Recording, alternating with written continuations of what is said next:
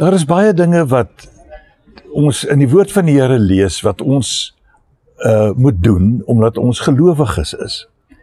Onder andere moet ons geloof hê. En dit is nogal 'n baie belangrike aspek van hierdie hele saak. Geloof in God, geloof deur Christus, in Christus deur sy werk ensovoorts. En hier kom ons nou by 'n baie belangrike punt in Johannes 6 vers 28 tot 29, waar daar 'n vraag na Jesus toe gekom het. Wat moet ons doen om te doen wat God van ons verlang? Met ander woorde, daar is sekere dinge wat ons weet, ons moet doen.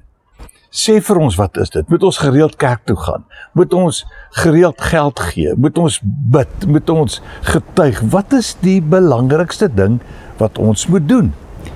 En Jesus antwoord hulle, wat God van julle verlang, is dat julle moet glo in hom wat hy gestuur het. God verlang dat julle in hom wat hy gestuur het, moet glo. Nou dit is baie maklik gesê en nie altyd so eenvoudig gedoen nie. En tog is dit die belangrikste saak wat ons ooit aan aandag kan gee.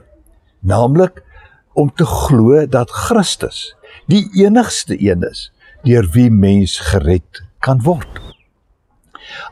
Daar's nie ander ding wat jy kan doen nie.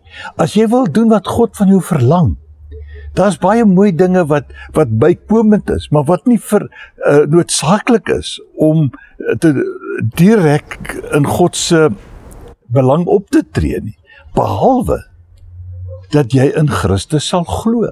En ek dink alles wat daarna gebeur, alles wat 'n mens daarna doen, vorm eintlik deel van hierdie daad van geloof dat God Jesus Christus gestuur het. Nie net vir die wêreld nie, maar vir jou, vir my. Dis vir ons onthaalwe, vir my onthaalwe wat hy gekom het.